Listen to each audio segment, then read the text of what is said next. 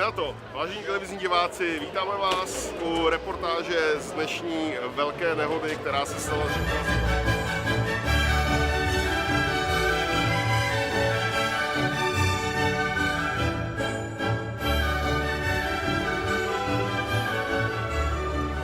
Konec české YouTube scény.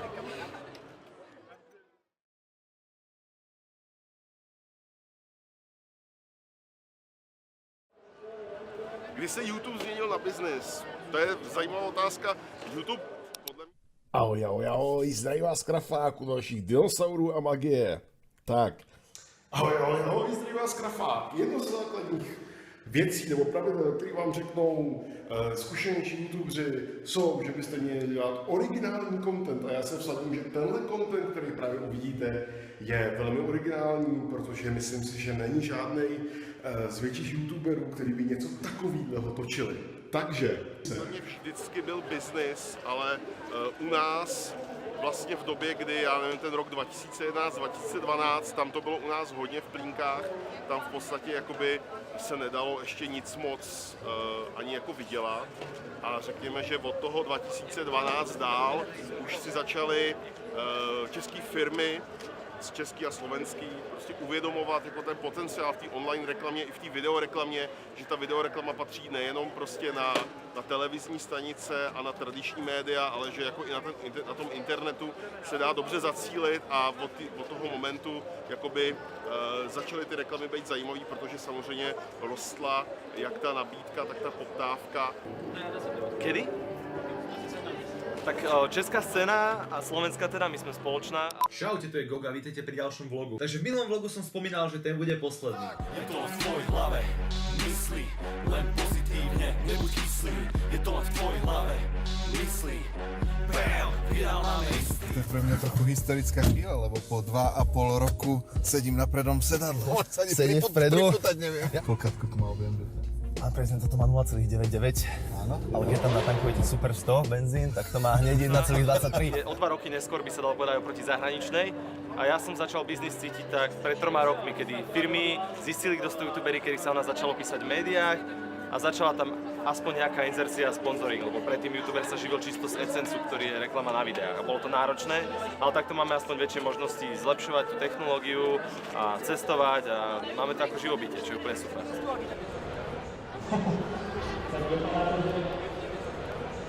YouTube, internetová stránka, kde lidi můžou ukázat sami sebe a můžou lidi vidět vlastně, jak oni reagují nebo hrajou hry. No, je to monstrózní, ale je to pěkný a když vidíte, jaký ty děti mají plamínky ve očích, jak je to baví, tak je to samozřejmě moc hezký. Já si myslím, že je opravdu správný, aby dítě mělo za vzor youtubera, protože ty youtubeři dneska jsou vlastně jejich věková skupina a myslím si, že oni, když jim jdou dobrým příkladem, tak to je dobré jako nejenom pro ně, ale i pro ty youtubery, protože oni se od nich taky něco naučí a zase to do něj přenesou a bude to takhle fungovat dál. Tak jako já jsem se přišel podívat na festival, je tady plno skupin a ten YouTube to vidím poprvé.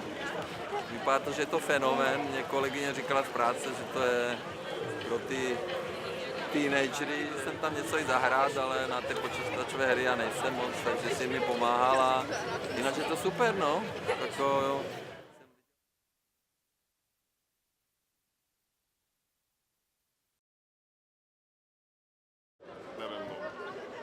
Víceméně jako mě baví bavit lidi, mě baví prostě jako strávit s nima nějaký ten čas. Když mám ty fanoušky nějaký a ukážu to rodičům. Je to OK.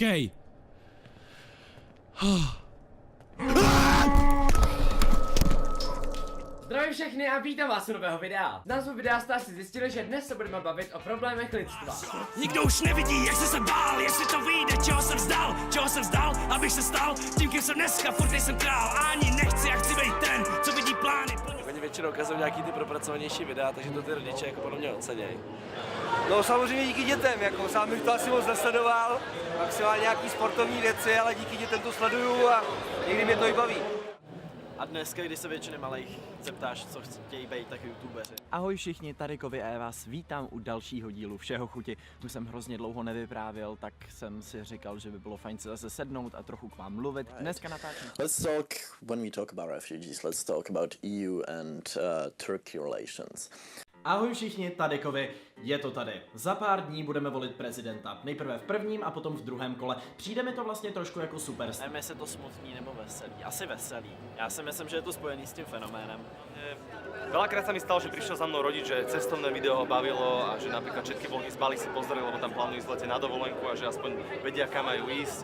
Čiže stáva sa, že sledujú ma aj mladší, ale začínajú to sledovať aj dospelí a to ma teší. Na YouTube je to ich rozhodnutie, ale... Čaute ľudia, moje meno je Matúš a dneska tu máme sériu vyberanie bazárov, čiže ja idem po chalánov, pôjdeme si nakúpiť nejaký... Vy vlastne neviete, za akým účelom som sem išiel, primárne idem pozrieť Pita TV, mám tu ešte jedno fotenie, ale mám celkom dosť času dovtedy. Dobre, teraz si obidva musíme vymyslieť nový pozdrav. Čaute, ľudia! Musím sa akože počítať s tým, že príde napríklad tá šikana a napríklad ľudia z okolia sa im začnú posmievať a na psychiku je to celkom záťaž. Ale zase na druhej strane sa v tom naozaj môžu nájsť a môžu si žiť dream life. Takže záleží na povahe. Že v dnešní době už je to asi normální věc a když to je člověk, který stojí za to, tak proti tomu nic nemám. Takový Jirka Král třeba, kdyby jednou byl takovej, vůbec mi to nebude vadit. Já to dělám tak, jakoby, jak mně se to líbí, a jako zajde se ta své publikum a jestli to sledují mladší děti, kteří by to neměli sledovat, tak to už jako si myslím, že není můj problém, ale je to problém třeba rodičů. Protože jako chci dělat tak, jak se to líbí mně. A komu se to bude líbit, tak tomu se to bude líbit, a komu se to nebude líbit, tak...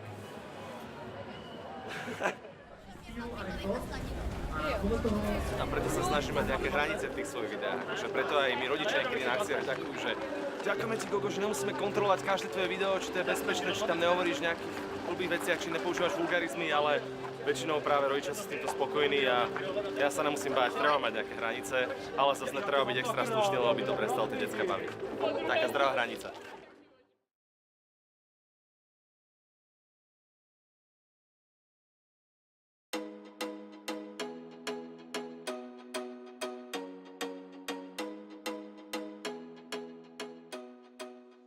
Za vzor mladé generace.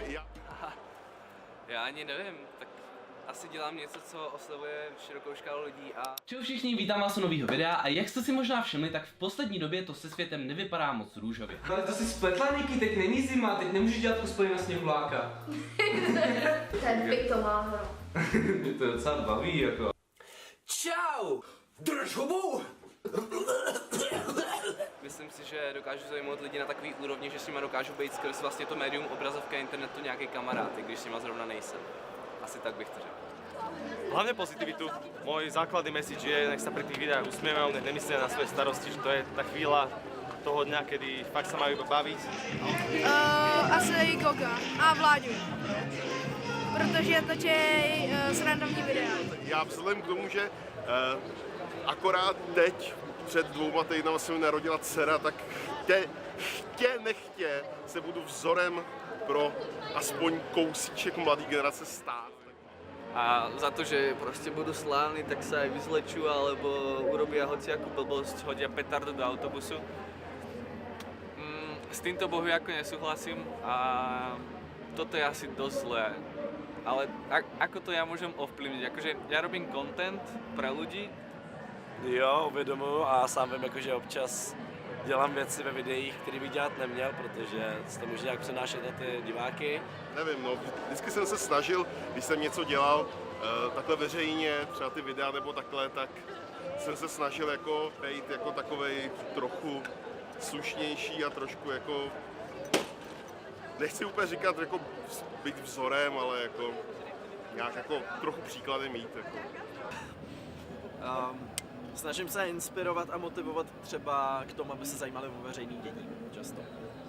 Ale občas raz za čas urobím videjko, kde chcem odozdať nejaké posolstvo, ale väčšinou mám tú skúsenosť, že to nemá také dobré dosahy, ako napríklad nejaká blbosť, kde si ostrihám vlasy.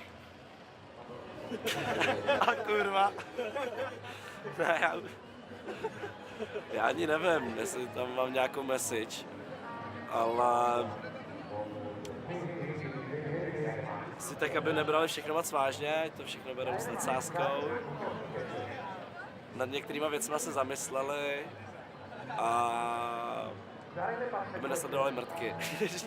Proste sa snažím, aby im tie videá aspoň raz za čas niečo dali. Čaute ľudia, moje meno je Exploited a vítam vás u nového videa. A viem, že veľa z vás teraz na to kliklo, čisto kvôli tomu, že či naozaj ten nadpis je pravda, či to není žiadny clickbait.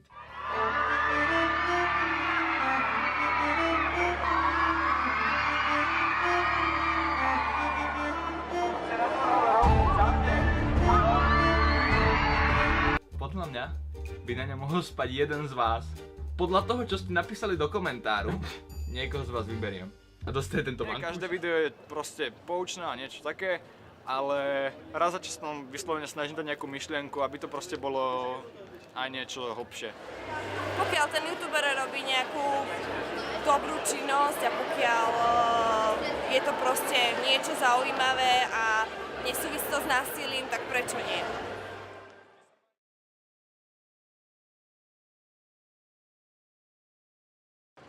Ten československý YouTube je nastavený na také platforme, že konzumuje viac menej iba tie trendingy, takže pokiaľ sa chcete udržať na tom YouTube, tak musíte robiť aj tie veci. Nie, čo vás nebavia, ale aby ste boli v trendoch, aby ste vlastne to publikum si nejak udržali. Protože je podle mě srandovní a natáčí dobrý videa a let's play hlavně. Keď je niečo ohľadne nejakej témy, čo ma zaujíma, tak sa dívam. Ne, vôbec, jenom když som k tomu rovnocená. Niektoré videá sa im páčia menej, keď sú nejaké extra bláznivé, nechápu tomu humoru často. Baví mě na něm ty jeho příběhy a vlastně celý jeho život. Myslím si, že obecně jako jsou ty, by ty rodiče měli být rádi, že prostě koukají na nás a nejsou třeba venku a nefetujou nebo něco.